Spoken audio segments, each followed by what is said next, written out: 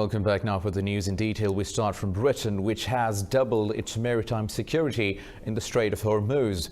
The UK Defence Ministry says a second warship has joined HMS Montrose to escort commercial ships in the Persian Gulf.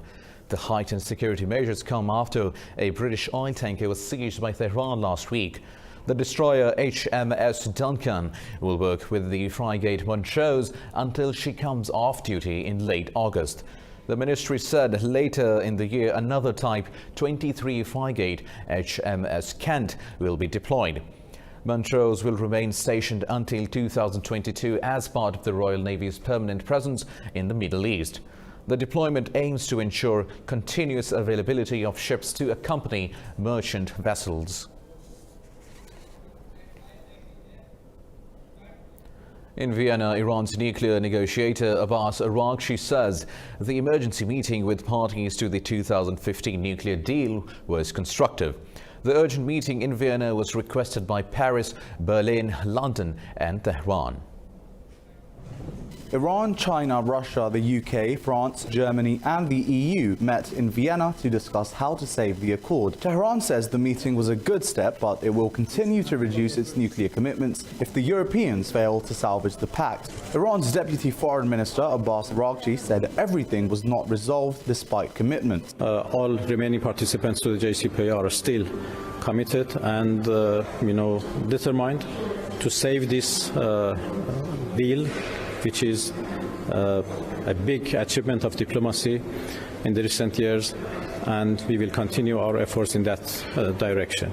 China's representative at the talks, Fu Kong, says all sides have expressed their commitment to safeguard the deal. Second point I take away from this meeting is that all sides have expressed their strong opposition against the U.S. unilateral imposition of sanctions, especially the extraterritorial application of these sanctions. Iran has breached the limit of its enriched uranium stockpile in response to the U.S. sanctions on Tehran. Now, Afghanistan's President Ashraf Ghani has rejected the Taliban's proposed format for intra-Afghan talks. Taliban have said they do not acknowledge the government's legitimacy. Speaking in Kabul, President Ghani said only the Afghan government has the authority to negotiate with the Taliban. Ghani said it should be clear to all that only an elected government can bring stability to Afghanistan. He said the Taliban will regret if they fail to avail the current opportunity for peace. The Taliban said they will engage Kabul's representatives as a political entity at the planned intra-Afghan talks, but not as the government. Earlier, the Taliban rejected Kabul's claims that direct talks with the Taliban could start within 2 weeks.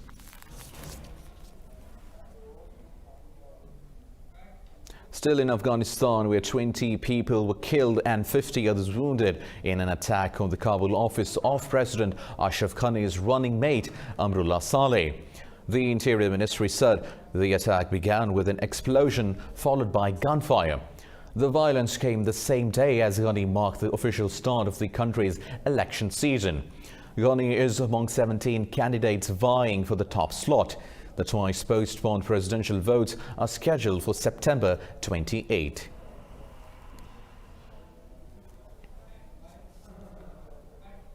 Moving on to Yemen, where fighting has intensified after Houthi rebels shelled government military and residential sites in the port city of Hodeidah. A civilian was killed and 4 children wounded in the attack in the Jiraiba area.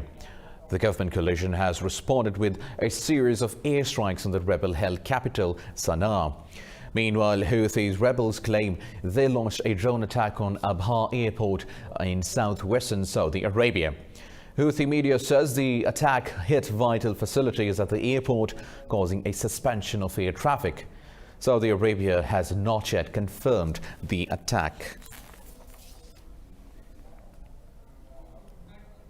Moving on, 4 government soldiers have been killed by a landmine explosion in the country's southern Sueda province. The Syrian Observatory says 10 others have been wounded in the incident. The War Monitor says landmines have killed over 120 people in former rebel-held areas since February. In the northwestern provinces, airstrikes by governments and Russian forces have killed 10 others. According to war monitors, 6 people were killed in Idlib, 2 others lost their lives in Hama, while 1 was killed in the city of Ma'arat al-Numan. The United Nations says more than 400,000 people have been displaced by violence in northwestern Syria over the past 3 months.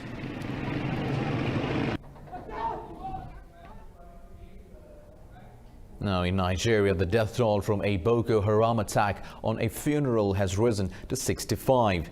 A local militia leader says the mourners were shot dead in Ganzai in Borno State as they returned from a relative's funeral.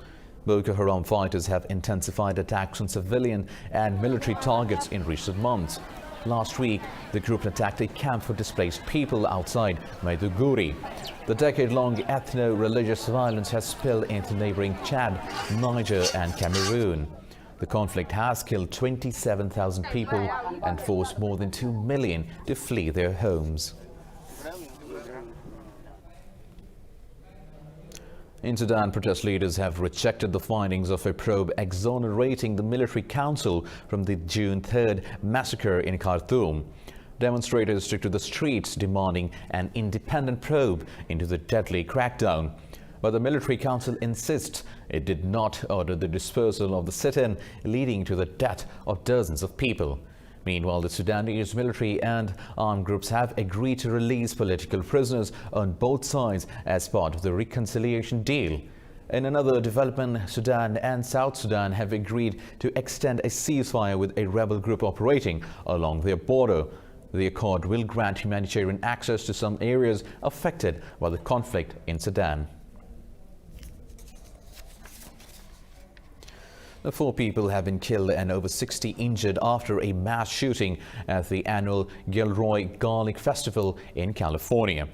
The unidentified shooter is still on the loose. The shooting at the California festival triggered a stampede, causing a high number of injuries.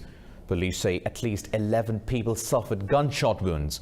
President Donald Trump has called on people to be careful because the killer is still at large. This comes hours after a shooting at a community event in New York killed 1 and wounded 11 people. U.S. Director of National Intelligence Dan Coats has become the latest high-profile figure to leave the Trump administration. President Donald Trump said Coats will step down in mid-August. The two have often been at odds over Russia and North Korea. Trump has nominated Texan Congressman John Ratcliffe as the new intelligence chief.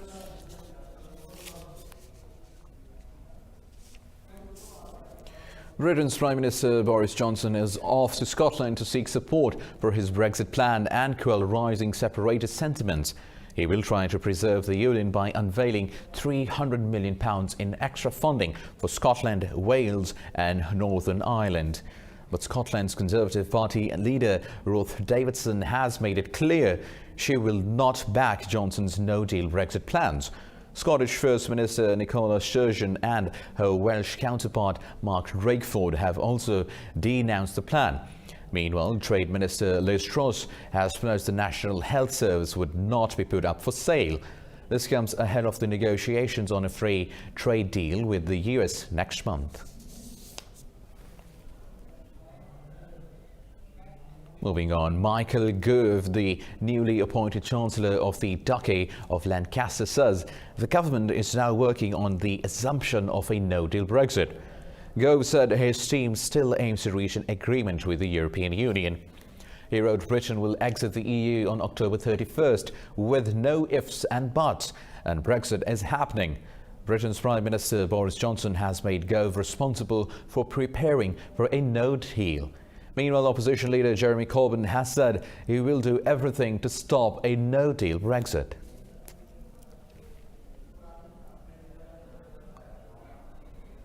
Meanwhile, tens of thousands of demonstrators have taken over streets near Sai Wan and Causeway Bay on Hong Kong Island. Hong Kong has now seen 8 consecutive weekends of mass protests against a controversial extradition bill. Police fired tear gas and rubber bullets to disperse protesters, injuring many. The recent protest was sparked by an attack by armed masked men on pro-democracy demonstrators in Yemen last week. 45 people were injured in the attack, widely blamed on tried gang members. Protesters accused police of turning a blind eye and colluding with the attackers.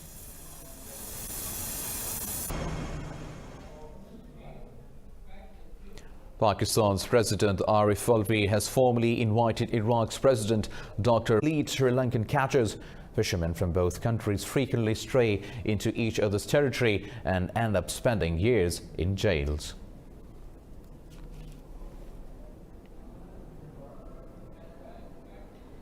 Now in China, the death toll from a landslide in southwestern Guizhou province has risen to 36. 15 others are still missing.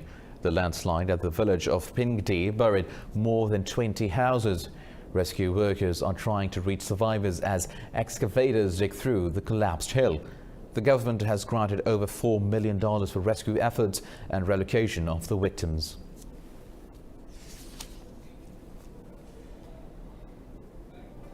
More news coming up after a short break. Stay tuned.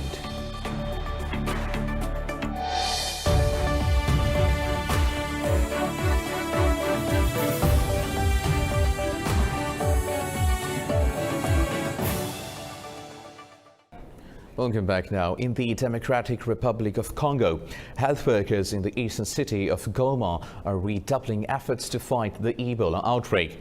But they are hampered by pastors who believe in the practice of healing through physical touch. More in this report. Last week, the World Health Organization declared the DRC's Ebola outbreak a public health emergency. This is a rare designation used only for the gravest epidemics. The epidemic was previously limited to remote areas. I'm very scared of Ebola. It's a dangerous disease, deadly. They're asking people to wash their hands. This changed when a patient was diagnosed in Goma, in a first such case to emerge in a major urban hub. The patient was an evangelical preacher who touched several Ebola sufferers in Butembo. The WHO warns that such practices undermines efforts to fight the disease. Instead of touching them, you can bless them without putting your hands on their head. We follow this rule. It comes from the health authority. Loudspeakers at Goma's entry and exit points ask travelers to wash their hands to curb the spread of the disease. Doctors also examine travelers' temperatures to determine if anyone is sick. But there are still ways of the situation. We're really piled in together with no room to move. You arrive tired out. So yes, of course, there is contact. There is no way to avoid that contact. Doctors also examine travelers' temperatures to determine if anyone is sick. But there are still ways of the situation. Since August last year, the DRC Ebola outbreak has killed more than 1,600 people out of more than 2,500 cases. The global population of black rhinos is growing due to increased conservation efforts. But there are few facilities outside Africa where these endangered giants can be found. One of them is the Tauranga Western Plains Zoo in Australia. More in this report. Spread over more than 700 plus hectares, the Tauranga Western Plains Zoo has produced 14 black rhino calves. This is no small achievement, given only 1,000 were left as recently as the 1990s. We sit on some 700 plus hectares of land here in the central west of New South Wales. But in addition to that, our climate is actually very similar to that in parts of Africa, and certainly parts of Africa where you will find the southern black rhino. Poachers who kill rhinos for their horns are the biggest threat to the species. The belief that rhino horns are a cure for a wide range of maladies continues to persist, but this has been proven to be false. Rhinos we all recognise are an iconic species, and they are also one which is suffering at the hands of mankind. Visitors are welcome to see black rhinos when they visit the facility. Zoo officials say they hope this can help better understand these beautiful endangered animals. Now in France, hundreds of participants have geared up to break a world record by launching 500 hot air balloons in under an hour. The Grand As Mondial Air Balloons Festival is being held near the eastern French city of Metz. More in this report. The festival is the biggest hot air balloon gathering in the world. The festival's coordinator says pilots from 40 countries are participating in the event. It is the biggest hot air balloon gathering in the world. We welcome pilots from all over the world, from 40 different countries. We have pilots from the United States, Canada, and Taiwan, and from other countries. Festival coordinator Laurent says positions for balloons have been set up according to a map. She said at least 1,100 pilots have signed up for the festival. This year, around 500 hot air balloons have signed up, so we hope to break our record of the highest number of hot air balloons to take off within an hour, and we have 1,100 pilots signed up. The mass ascent takes place every 2 years in the Lorraine region. The mass ascent takes place every 2 years in the Lorraine region.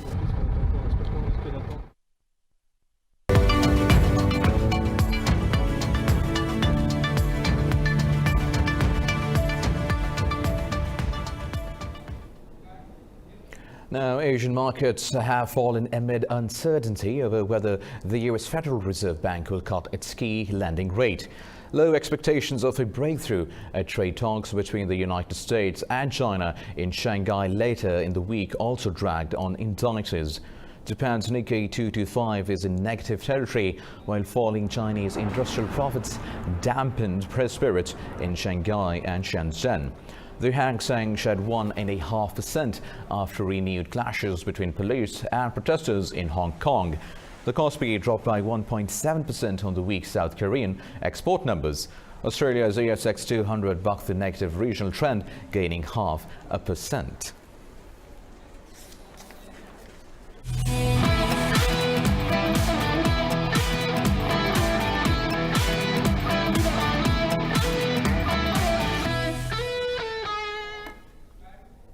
Now, Sri Lanka beat Bangladesh by 7 wickets in the second ODI to take an unassailable lead in a 3-match series.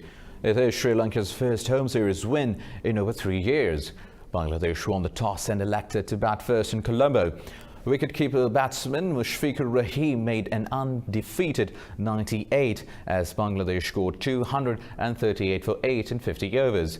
Nuwan Pradeep, Aisura Udana and leg spinner Akila Dhananjaya claimed 2 wickets each for Sri Lanka. In reply, Sri Lanka chased down the 239-run target in the 45th over for the loss of 3 wickets. Avishka Fernando was declared man of the match for his blistering 82.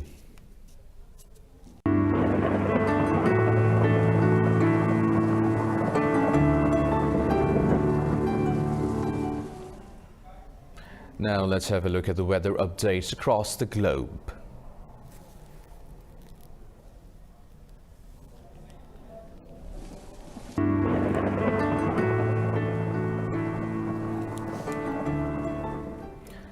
Well, that's all for now. For more news and updates, keep watching Indus News.